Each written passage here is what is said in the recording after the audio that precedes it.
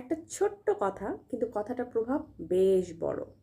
কথাটা এইরকম যে একজন ব্যক্তি যিনি কিনা পরিবারের সদস্য, তিনি যখন চাকরি করতে যাচ্ছেন অথবা কোনো বিজনেস কাজে যাচ্ছেন, বাসা থেকে বের হওয়ার সাথে সাথে তার পরিবারের লোকজনরা কেমন যেন নড়ে চড়ে বসে।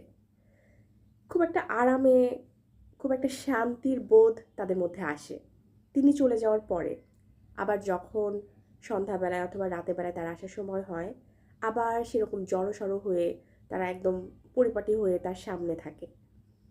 লোকটা তো মনে করে যে আমার পরিবারের লোকজন আমাকে বেশ সম্মান দিচ্ছে, বেশ সমাদর করছে। কিন্তু আসলে লোকটা যে কি পরিমাণের বোকা, জীবনটা এভাবে করে কাটিয়ে দিচ্ছে।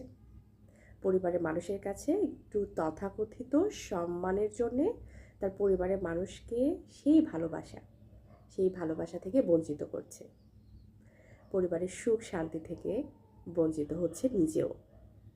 একটা অদ্ভুত ব্যাপার হচ্ছে, তার মতো বোকা মানুষ আর দুনিয়াতে নাই। এবং আমার এই কথা বলার মাধ্যমে যে মানুষটি বুঝতে পারবে তাও নয়, কারণ তারা তাদেরকে সেই সেই ছোট্ট একটা ভালো লাগাতে আবৃত করে রেখেছে, সম্মানের ভালো লাগাতে। পরিবারের লোকজন তাদেরকে দেখে সম্মান করবে, ভয় পাবে, এই একটা ছোট্ট ব্যাপারে তাদেরকে আবৃত করে রেখেছে।